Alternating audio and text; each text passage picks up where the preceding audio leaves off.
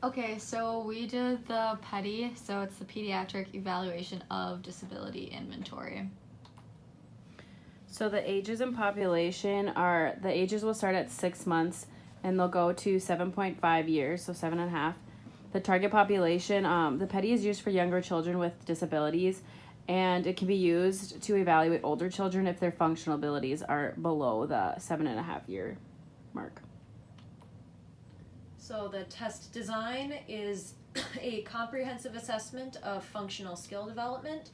The level is chosen from independence, performance in the child's ability and development. There are 3 domains in the test: self-care, mobility, and social functioning.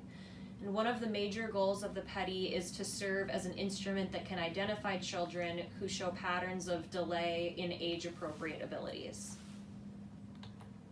So then going to the reliability and validity, there's going to be high content validity. It's excellent with internal consistency.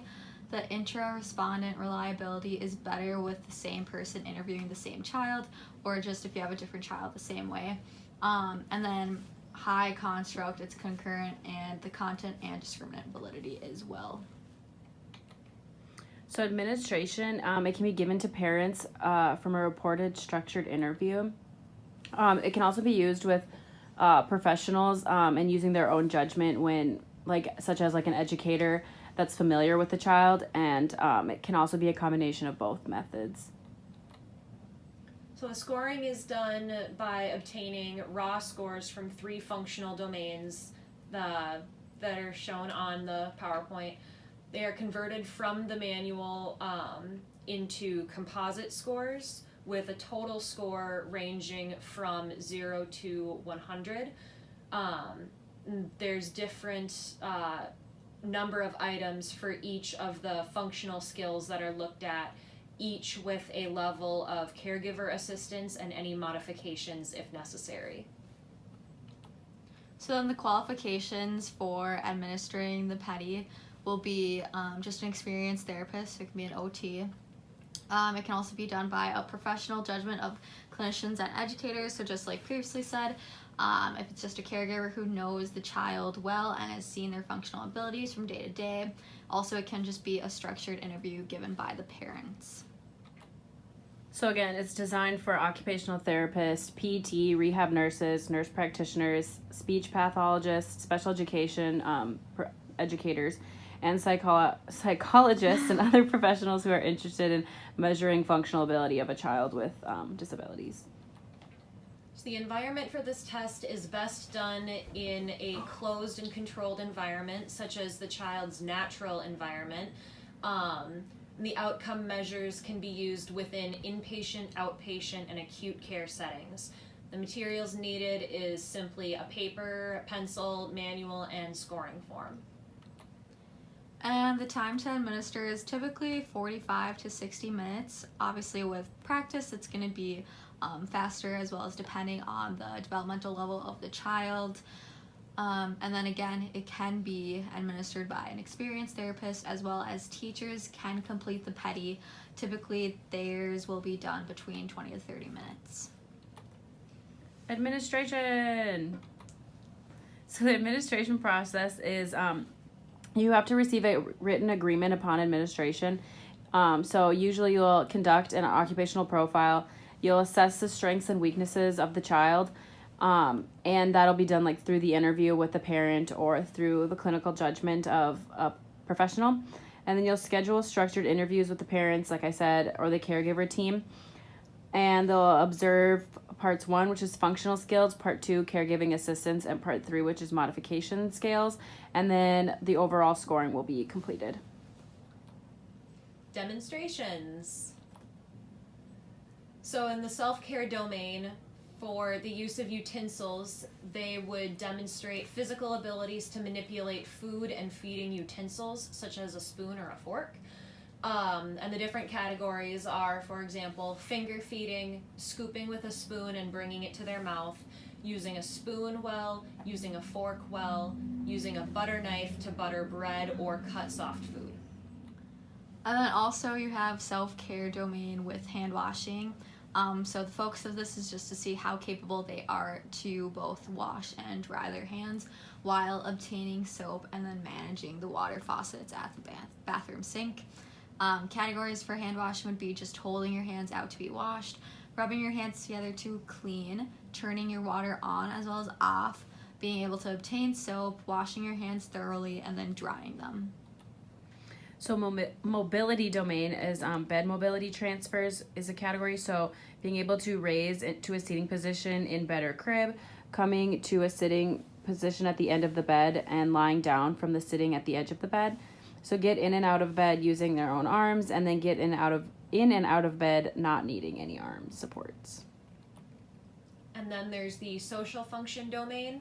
So part of this includes self-information, such as can they state their first name, can they state their first and last name, can they provide names and descriptive information about family members, they can state their home addresses, and they can direct an adult to help the child return home or back to their hospital room should they get lost. And then just the scoring assessment results. So there are 3 different parts for this test, so we're going to get 3 separate sets of measurement scales. So it's going to include functional skills, caregiver assistance, and then modifications. So an example for the raw scores for caregiver assistance, it will be done by a scale from 0 to 5, with 0 being total assist and 5 being the child is independent. Raw scores for modification scales will then be from NCRE, so N just meaning that they're not modifications necessary for completion, C meaning that the child's oriented, and modifications are going to be, set in order to complete the task.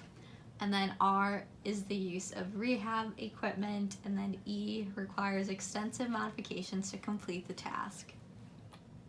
So what scoring means, the scaled scores provide an estimate of children's functional performance along with a continuum of items that they make up a particular scale. There's a high or low scores that can be apparent. If this is accurate, the scores may suggest the child is either below or above the extreme score of the child for the child's age. And then the higher the scores indicates a lesser degree of disability, which addresses that as the higher level of functioning. Any extra information, so the assessment needs minimal training to administer. It is low cost, covers components of activity and participation of the child. The scales can be used separately or in combination depending on what the child is able to do. This assessment is able to be translated into multiple different languages and still receive similar results, which is a bonus. And then we found an article, so the title is just Mother's Experiences with the PEDI. So they specifically got the mother's, opinions, as well as just their reviews of overall PEDI and the results. So just some summaries of it would be that it helped mothers identify areas that the child could complete or work on. It helped facilitate independence by introducing new skills from the list. It also encouraged greater participation in activities in the child's age range. There's also experienced disappointment when the child could not meet the expectations for age range. And also some recommendations is that they would like more variation in responses other than capable or unable. These are our references. Thank you. Self-care domain, use of utensils. Focus of this item is to demonstrate physical manipulation of food and the ability to interact with feeding utensils. The child should receive credit for any method which the child can use as desired. Give credit to the child as they demonstrate behavior using adaptive equipment once it is in position for the child to use. Finger feeds. The child can pick up food with fingers. The child may eat most of the meal with hands when given the right food. Scoops with a spoon and brings to mouth.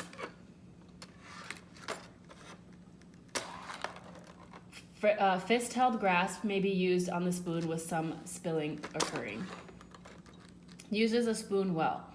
Score capability of child based on spilling off of the spoon. The child can use any grasp for credit with this item. A gross grasp may initially be used while later the spoon may be held in an adult manner with the fingers in fine motor control dexterity.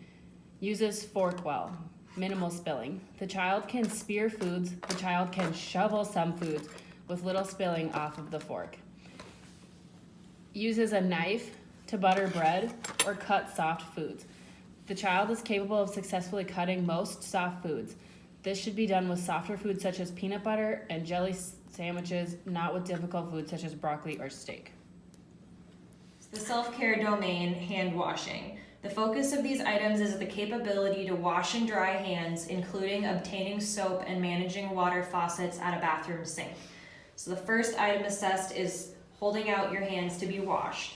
The child demonstrates awareness and cooperation for hand washing. You'd give the child credit for this item even if the caregiver uses a washcloth to thoroughly clean the child's hands.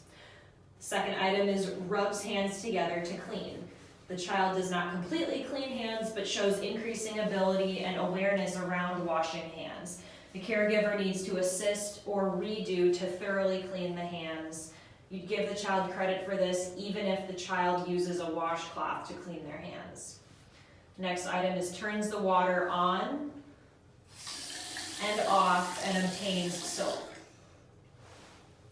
The child manages faucets without assistance for regulation of water temperature and is able to obtain soap. The next item is they wash their hands thoroughly. The child sufficiently washes their hands. Caregiver does not need to assist or redo washing.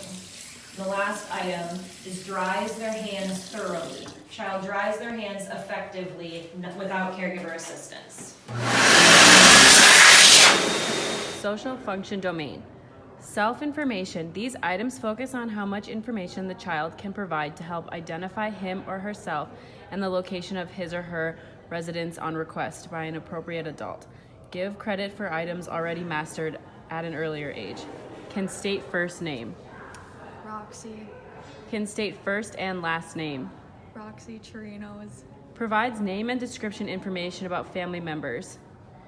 When asked, who is your family? Mom, she is on 43, has brown hair. My dad, Jose, he is 50, has black hair. My sister, 24, Carmen. The child is able to provide some information that could assist in identifying a family member. Can state full home address. 2924 89th Court, Blaine, Minnesota 55449. The child is able to provide sufficient information about his/her current residence that if lost, he or she could be assisted back home with little difficulty. Note that the emphasis here is whether the child can repeat this information from memory when asked, not on whether he or she necessarily understands the meaning of each item. Can direct an adult to help child return home or back to the hospital room.